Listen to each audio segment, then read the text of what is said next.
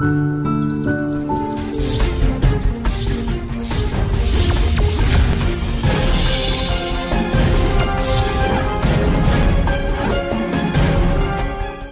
welcome to day after day current affairs November 9 and 10. So మనకు భారతదేశానికి సంబంధించిన మొట్టమొదటి ప్రైవేట్ ర్యాకెట్ని ఈ నెల అంటే నవంబర్ 12 నుంచి 16 మధ్య శ్రీహరికోటలో ఉన్న సతీష్ ధావన్ స్పేస్ సెంటర్ దాని నుంచి ప్రయోగించబోతున్నారు. సో ఈ ప్రయోగానికి ప్రారంభ అని పేరు పెట్టారు. ప్రారంభ అనే పేరుతోటి ప్రయోగించబోతున్న తొలి రాకెట్ పేరు ఏంటిదంటే విక్రమ్ ఎస్. విక్రమ్ సారాభాయి స్పేస్ పేరు మీద విక్రమ్ ఎస్ని. సో ఆల్రెడీ ఈ సంస్థ యొక్క స్థాపకులు అంటే ఎవరైతే విక్రమ్ ఎస్ని ప్రయోగిస్తున్నారో అది ఒక హైదరాబాద్ బేస్డ్ కంపెనీ. దాని స్కై రూట్ ఏరోస్పేస్ అంటాం. దానికి సీఈఓగా పవన్ కుమార్ చందన పనిచేయడం జరుగుతుంది. సో ఈ ప్రయోగం నవంబర్ 12 నుంచి 16 మధ్య జరుగుతుంది. ఇక భారతదేశం 2027 నాటికి 3వ అతిపెద్ద ఆర్థిక వ్యవస్థ అవుతుందని మోర్గన్ స్టాన్లీ ఒక రిపోర్ట్ ఇవ్వడం జరిగింది. అంటే భారత జీడిపి ఇప్పుడు 3.4 లక్షల కోట్ల డాలర్లు ఉంది. సో దీని నుంచి వచ్చే 10 ఏళ్లలో 8.5 ట్రిలియన్ డాలర్లకి భారత జీడిపి చేరుతుందని, అలాగే నెక్స్ట్ 5 ఇయర్స్లో 2027 కల్లా 3వ అతిపెద్ద ఆర్థిక వ్యవస్థగా మారతామని మోర్గన్ స్టాన్లీ చెప్పింది. ఏటా దాదాపు ఒక 400 బిలియన్ డాలర్లు భారత జీడిపికి కలుస్తాయని వాళ్ళు చెప్తున్నారు. అలాగే 2032 కల్లా మన మార్కెట్ క్యాప్ ఏదైతుందో అది 11 ట్రిలియన్ డాలర్లకు చేరుతుందని ఒక అంచనా వేయడం జరిగింది. దీనికి ఇంత పాజిటివిటీ భారత్కి రావడానికి జిఎస్టీ ఒక కారణమని, కార్పొరేట్ పన్నుల కోత మరో కారణమని, ఇటీవల వచ్చిన పిఎల్ఐ ప్రోడక్ట్ లింక్డ్ ఇన్సెంటివ్ మూడో కారణం అని చెప్పి మనకు మోర్గన్ స్టాన్లీ చెప్తుంది. ఇక ఇంత సాధించినప్పటికీ మన జీడిపి గణాంకాలు 2007 స్థాయిలోనే ఉన్నాయి, ఈ 3.4 ట్రిలియన్ డాలర్లు అనేది. సో చైనాతో పోల్చి చూసినప్పటికీ మనం 15 సంవత్సరాలు వెనుకబడి ఉన్నాం. కానీ ఇకపైన నెక్స్ట్ చేయబోయే 10 ఏళ్లలో పరిస్థితి ఏంటంటే ఇప్పుడు చైనాలో వర్క్ ఫోర్స్ భారత వర్క్ ఫోర్స్తో కన్నా 11 ఏళ్ళ యావరేజ్లో పెద్దది. అంటే మన వయసు 11 ఏళ్ళు తక్కువ మొత్తం వర్క్ ఫోర్స్ యొక్క సగటు సామర్థ్యం.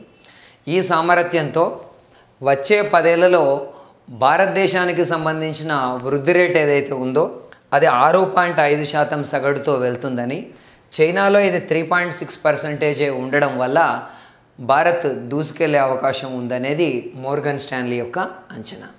ఇక ఫోర్బ్స్ వాళ్ళు నవంబర్ మ్యాగజైన్ను ప్రకటిస్తూ దాంట్లో ఒక 20 మంది ఆసియా మహిళల జాబితాని ఇచ్చారు. ఇందులో 3 భారత మహిళలకు స్థానం లభించింది. ఒక ఆమె పేరు సోమా మండల్. సోమా మండల్ సెయిల్ అంటాం స్టీల్ అథారిటీ ఆఫ్ ఇండియా లిమిటెడ్కి మొదటి మహిళా చైర్మన్ ఆమె. అలాగే ఎంక్యూర్ అనే ఫార్మాకి సంబంధించి భారతదేశానికి సంబంధించిన బిజినెస్ ఎగ్జిక్యూటివ్ డైరెక్టర్గా ఉన్న Namita Thapar and the third one Honasa consumer యొక్క కోఫౌండర్గా ఉన్న గజల్ అలగ్ ఈ ముగ్గురికి కూడా స్థానం లభించింది. సెయిల్ నుంచి సోమా మండల్, ఈ యొక్క హోనాసా సంస్థ నుంచి గజల్ అలగ్, ఆ తర్వాత ఎంక్యూర్ ఫార్మా నుంచి తీసుకున్నట్టయితే మనకు నమితా థాపర్కి ఈ ఫోర్బ్స్ ఆసియా మహిళల జాబితాలో స్థానం లభించింది. ఇక people's magazine sexiest man alive అనే ఒక రిపోర్ట్ ఇవ్వడం జరిగింది. ఆ స్థానానికి అమెరికా యొక్క సినీ నటుడు క్రిస్ ఎవాన్స్ ఎంపిక కావటం జరిగింది. ఇక మనకు ఆరిజోనా యూనివర్సిటీ ఒక రింగ్ టెస్ట్ని కండక్ట్ చేస్తుంది ఆక్వా ఈ రిలేటెడ్ సంస్థలకి. ఆరిజోనా యూనివర్సిటీ అమెరికాలో ఉంటుంది. ఆ రింగ్ టెస్ట్లో 14 దేశాలకు చెందిన 29 ల్యాబులు పార్టిసిపేట్ చేశాయి. దాంట్లో ఎంట్రోసైటాజాన్ హైపోటోఫెనాయ్, సో ఇది రొయ్యలకు వచ్చే ఒక వ్యాధి. ఈ వ్యాధి కారకాలకి నిర్ణీత కాల వ్యవధిలో అత్యంత సమర్థవంతంగా పరీక్షించి ల్యాబ్ పోటీలో విజయం సాధించింది మనకు SIFT state institute of fisheries technology అంటాం.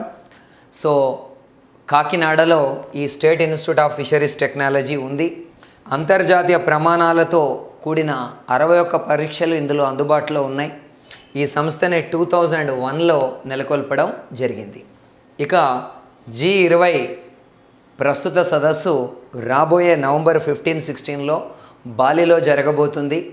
ఆ తర్వాత ఈ నెల మొత్తం కూడా నవంబర్ 30 వరకు ఇండోనేషియా G20 అధ్యక్ష స్థానంలో ఉంటుంది. డిసెంబర్ 1 నుంచి మొట్టమొదటిసారిగా భారతదేశం చేతుల్లోకి G20 అధ్యక్ష బాధ్యతలు బదిలీ కాబోతున్నాయి. ఎందుకంటే 2023లో ఈ యొక్క G20 సదస్సు భారత్లో జరగబోతుంది కాబట్టి. సో మనకు కేరళలో తిరువనంతపురంలో తుంబా ఈక్విటోరియల్ స్పేస్ స్టేషన్ ఉంది. దాని అభివృద్ధి లేదా విక్రమ్ సారాభాయ్ స్పేస్ స్టేషన్ అని కూడా అనొచ్చు. అక్కడ ఇండియన్ స్పేస్ స్టార్టప్ ఈ అంతరిక్ష రంగంలోకి వచ్చే అంకుర సంస్థల అభివృద్ధి కోసం ఒక ఇంజన్, అగ్నిలెట్ ఇంజన్, దాన్ని టెస్టింగ్ని నవంబర్ 4న విజయవంతంగా పరీక్షించినట్టు ఇప్పుడు ఇస్రో పేర్కొంది. Mister Agnikul cosmos private limited కోసం ఈ యొక్క పరీక్షని 15 సెకండ్ల పాటు ఈ ఆర్ట్ టెస్టింగ్ని జరిపినట్టు ఇస్రో పేర్కొంది. యాక్చువల్లీ ఇండియన్ స్పేస్ స్టార్టప్లకి ఒక సంస్థ ఇన్స్పేస్ ద్వారా ఇస్రో సౌకర్యాలని వినియోగించుకునే అవకాశాన్ని కల్పిస్తున్నారు. ఈ అగ్నిలైట్ ఇంజన్ని అటు లిక్విడ్ ఆక్సిజన్ అలాగే ఏటీఎఫ్ అంటాం, ఏవియేషన్ టర్బైన్ ఫ్యూయల్ని ప్రొపెలెంట్లుగా ఉపయోగించి ప్రయోగం చేయటం జరిగింది.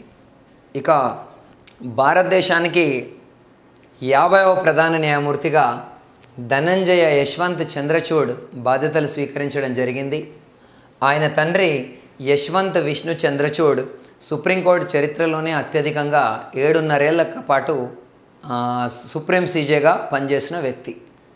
సో ఒకప్పుడు ఎమర్జెన్సీ సమయంలో ఆర్టికల్ 21కి ఎమర్జెన్సీ సమయంలో ఎలాంటి చట్టబద్ధత లేదని తండ్రి తీర్పిస్తే అది ట్రాష్ అని కొట్టేసిన కొడుకు ఈయనే. ఇప్పటి వరకు సుప్రీంకోర్టు సీజేలుగా ఉన్న తొలి తండ్రి కొడుకులు వీళ్ళే. ఇక మనకు వివిధ ధర్మాసనాల్లో చంద్రచూడ్ అయోధ్య వివాదం, గోప్యత హక్కు, వ్యభిచారం, ఆధార్ చట్టబద్ధత, శబరిమలై వివాదం లాంటి కీలక తీర్పులను ఇవ్వటం జరిగింది.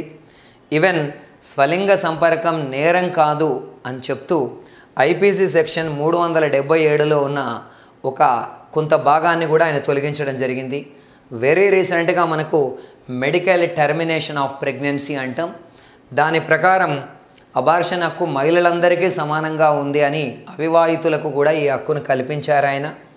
24 వారాల గరిష్ట వ్యవస్థను వాళ్ళు కూడా వినియోగించుకోవచ్చు అని చెప్పిన వ్యక్తి ఆయన. ఇప్పుడు ప్రస్తుతం పేపర్లెస్, కాగితరహితంగా కోర్టులను మార్చడానికి కూడా ఆయన ప్రయత్నం చేస్తున్నారు. 1959 నవంబర్ 11న జన్మించిన ఆయన 1986లో హార్వర్డ్ లా స్కూల్ నుంచి, అమెరికాలో హార్వర్డ్ లా స్కూల్ నుంచి జ్యూరిడికల్ సైన్స్, ఈ జ్యూరిడికల్ సైన్స్లో డాక్టరేట్ చేయడం జరిగింది. 1998 జూన్లో బాంబే హైకోర్టులో సీనియర్ న్యాయవాది హోదాని ఆయన ఫస్ట్ టైం పొందారు. ఆ తర్వాత 2000 మార్చి 29న ఆయన బాంబే హైకోర్టు యొక్క న్యాయమూర్తి అయ్యారు. 2013 అక్టోబర్ 31న అలహాబాద్ హైకోర్టుకి సీజే చీఫ్ జస్టిస్ అయ్యారు. 2016 మే 13 నుంచి సుప్రీంకోర్టు న్యాయమూర్తిగా కొనసాగుతున్నారు. ఇప్పుడు అంటే గత ఏప్రిల్ 24 నుంచి కూడా ఆయన కొలీజియం సభ్యుడిగా కొనసాగుతున్నారు. ప్రస్తుతం ఇంకా పదవి లేనట్టే నల్సా అంటాం, జాతీయ న్యాయ సేవల అథారిటీ యొక్క కార్యనిర్వాహక సంస్థ చైర్మన్గా కూడా మిస్టర్ చంద్రచూడ్ ఉన్నారు. ఇక మనకు జనాభా విస్ఫోటనం గురించి ఐక్యరాజ్య సమితి ఒక రిపోర్ట్ ఇచ్చింది. దాని ప్రకారం 2060 నాటికి భారత్ జనాభా చైనాను దాటి 170 కోట్లకు జరుగుతుందని, ఇక 2040లోగానే 27 కోట్లకు పైగా జనాభా పెరుగుతుందని చెప్తూ, వచ్చే శతాబ్దం అంటే 2100 తర్వాత కనుక తీసుకుంటే క్రమంగా మళ్ళీ జనాభా డిప్రిషియేషన్ అవుతూ 150 కోట్లకు సమీపంలో ఉంటుందని నివేదిక చెప్పింది. ఇక మనకు ముంబైని చూస్తే గత 30 ఏళ్లలో ఏకంగా 80 లక్షల జనాభా పెరిగిందని, 2035 నాటికి తీసుకున్న ఇంకో 70 లక్షల జనాభా పెరుగుతుందని, అయినా 40% ముంబైలో మురికివాడలు స్లమ్స్లోనే నివసిస్తున్నారని ఈ రిపోర్ట్ చెప్పడం జరిగింది. 2040 నాటికి ఇందాక మనం చెప్పినట్టు భారత్లో మరో 27 కోట్ల పట్టణ జనాభా పెరుగుతుందని వీళ్ళు రిపోర్ట్ ఇవ్వడం జరిగింది. ఇక మనకు మేరీల్యాండ్, ఈ మేరీల్యాండ్ అనేది అమెరికాలో ఇప్పుడు నవంబర్ 8న సర్వప్రతినిధుల సభకి సెనెట్కి ఎలక్షన్స్ జరిగాయి. దాంట్లో అమెరికాలో ఈ మేరీల్యాండ్ అనే ప్లేస్ నుంచి లెఫ్టినెంట్ గవర్నర్గా అరుణా మిల్లర్ ఎన్నిక కావడం జరిగింది. సో ఈ పదవిలోకి వచ్చిన మొట్టమొదటి భారత సంతతి మహిళ ఈమె Aruna Miller. So Aruna Miller తండ్రి 1972లోనే ఒక ఇంజనీర్గా అమెరికాకి వెళ్ళిపోవడం జరిగింది. సో వాళ్ళు అంటే తండ్రి పూర్వీకులు కృష్ణా జిల్లా వెంట్రప్రగడకు సంబంధించిన వ్యక్తులు.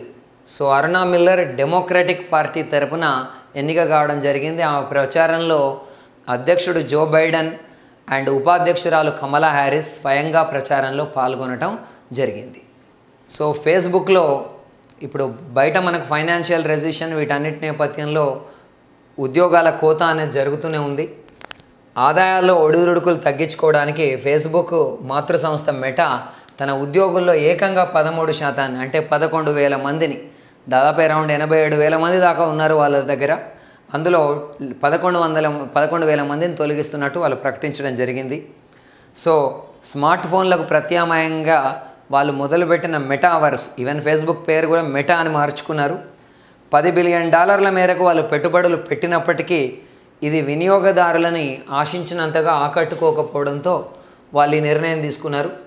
ఇక మనపైన ప్రభావం ఎంత అనేది చూస్తే మెటా నేతృత్వంలో ఇప్పుడు ఫేస్బుక్ అంటే మెటానే అండ్ వాట్సాప్, ఇన్స్టాగ్రాములు కలిపి భారత్లో 300 to 400 మంది సిబ్బంది ఉంటారని అంచనా.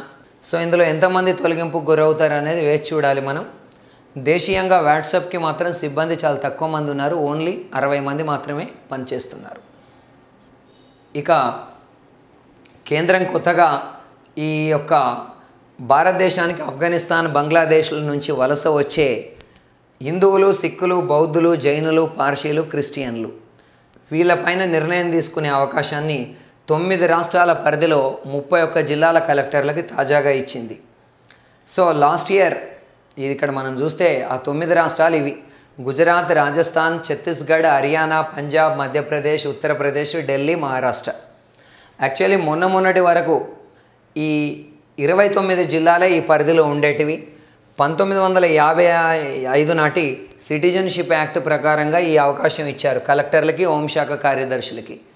తాజాగా గుజరాత్లో ఒక 2 జిల్లాలు, ఆనంద్, మెహసానా జిల్లాల్లో కూడా కలెక్టర్లకి అధికారాలు ఇవ్వడంతో మొత్తం 9 రాష్ట్రాల్లో 31 జిల్లాల కలెక్టర్లకి ఈ అవకాశాన్ని ఇచ్చినట్టు ఇప్పుడు అయింది. సో అది మనకు గతంలోనే ఈ విషయాన్ని మనం మాట్లాడాం. 2014 డిసెంబర్ 31లోగా భారత్కు ఈ దేశాల నుంచి ఆఫ్ఘన్, బంగ్లా, పాకిస్తాన్ నుంచి వలస వచ్చిన మైనారిటీలకి ఈ అవకాశాన్ని ఇస్తూ కాన్స్టిట్యూషనల్ అమెండ్మెంట్ యాక్ట్ 2019 ప్రకారం గవర్నమెంట్ ఈ నిర్ణయాన్ని తీసుకోవడం జరిగింది. అయితే ఈ చట్టానికి రాష్ట్రపతి ఆమోదం లభించిన తర్వాత 6 నెలల్లో నిబంధనలు ఖరారు చేయాల్సి ఉండగా ఇప్పటికీ కూడా ఆ ప్రక్రియ పూర్తి కాలేదు. దీనికోసం పార్లమెంటరీ కమిటీలని నుంచి 7వసారి గడువు పొడిగింపుని కేంద్రం పొందింది. సో మనకు పూణేలో, మహారాష్ట్రలో ఉన్న పూణేలో నిన్న ఓటర్ ర్యాలీని రాజీవ్ కుమార్, భారత ప్రధాన ఎన్నికల కమిషనర్ ప్రారంభిస్తూ ఇప్పుడు భారతదేశంలో 100 ఏళ్ళు దాటిన ఓటర్ల సంఖ్య 2.49 lakhs, 2.49 లక్షలు ఉందని, 80 ఏళ్ళు దాటిన వాళ్ళు ఇందులో 1.8 కోట్ల మంది ఉన్నారు అని ఆయన మెన్షన్ చేయటం జరిగింది. దెన్ ఇక నేపాల్లో మనకు నిన్న అంటే నవంబర్ 9న ఒక భూకంప లేఖిని పైన 6.3 తీవ్రతతోటి భూకంపం వచ్చింది. ప్రధానంగా దోతి అనే ఒక జిల్లాలో ఈ భూకంప కేంద్రానికి సమీపంలో ఒక 6 వ్యక్తులు మరణించడం జరిగింది. సో భారత్లో 3వసారి ప్రపంచ మహిళల బాక్సింగ్ ఛాంపియన్షిప్ జరగబోతుంది 2023 మార్చిలో ఢిల్లీలో. సో గతంలో మనకు 2006 అండ్ 2018లో భారతదేశం మహిళల బాక్సింగ్ ఛాంపియన్షిప్కి ఆతిథ్యం ఇచ్చింది. సో టోర్నీ నగదు బహుమతిని కూడా 19.5 కోట్లకి పెంచడం జరిగింది. ఇందులో డైరెక్ట్ స్వర్ణ విజేతలకు 81 లక్షలు ఇస్తారు. మిగిలిన ప్రైజెస్ రకరకాల వ్యక్తులకి అందించే అవకాశం ఉంది. ప్రస్తుతం ప్రపంచ బాక్సింగ్ మహిళల ఛాంపియన్గా ఒక తెలంగాణ మహిళ నిఖత్ జరీన్ ఉంది. ఇక ఆక్వాలో 2019-20కి సంబంధించిన వాటా తీసుకున్నప్పుడు మనకు ఆంధ్రప్రదేశ్ అగ్రస్థానంలో ఉంది. ఏకంగా 38.3% వాటాని సాధించింది. సో మనం కేంద్ర గణాంకాలు కార్యక్రమాల అమలు మంత్రిత్వ శాఖ ఈ రిపోర్ట్ని ఇచ్చింది. సో మనకు ఆంధ్రప్రదేశ్ యొక్క ఉత్పత్తి వాటా కనుక తీసుకుంటే సో మనకు 38.3%గా ఉంది. ఇదే కనుక 2011-12లో తీసుకుంటే దాదాపుగా ఒక దశాబ్దం వెనుక 17.7% ఉంటే ఇప్పుడు మన ఆక్వా వాటా 38.3%కి చేరింది.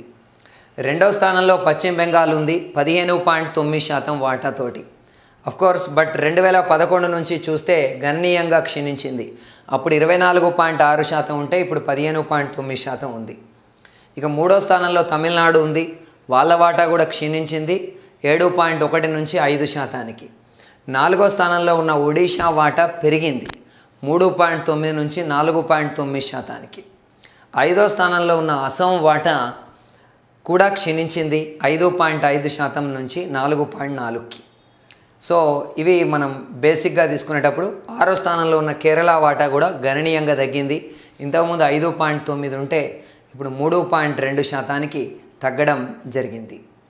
సో దేశం మొత్తంలో చేపలు సముద్ర ఉత్పత్తి చేపల విలువ 2011-12లో 80,000 కోట్లు ఉంటే 2019-20కి వచ్చేసరికి అది 153,000 కోట్లకి చేరింది. సో ఆంధ్రప్రదేశ్లో 3,98,54,093 లేదా 3.98 కోట్ల మంది ఓటర్లు ఉన్నారని ఏపీ ప్రధాన ఎన్నికల అధికారి ముఖేష్ కుమార్ మీనా చెప్పడం జరిగింది. ఇందులో పురుష ఓటర్ల సంఖ్య 1.96 కోట్లు అయితే మహిళా ఓటర్ల సంఖ్య 2.01 కోట్లు అనేటిది విశేషం. మహిళా ఓటర్లే ఎక్కువగా ఉన్నారు. ఇక థర్డ్ జెండర్ ఓట్లు 3,858 ఉన్నాయి. ఇక 18 to 19 ఏళ్ళ వయసు ఓటర్లు అంటే they are the new voters. ఆ సంఖ్య 68,115 మంది ఏపీలో ఉన్నారు. వివిధ కారణాలతోటి 10,52,328 మందిని ఓటింగ్ జాబితాలో నుంచి తొలగించినట్లు చెప్పారు. ఈ తొలగింపు తర్వాత కొత్తగా చేరిన వాళ్ళని కన్సిడర్ చేస్తే లాస్ట్ ఇయర్తో పోల్చి చూస్తే ఈ ఏడాది 8,82,366 మంది ఓటర్లు తగ్గారు.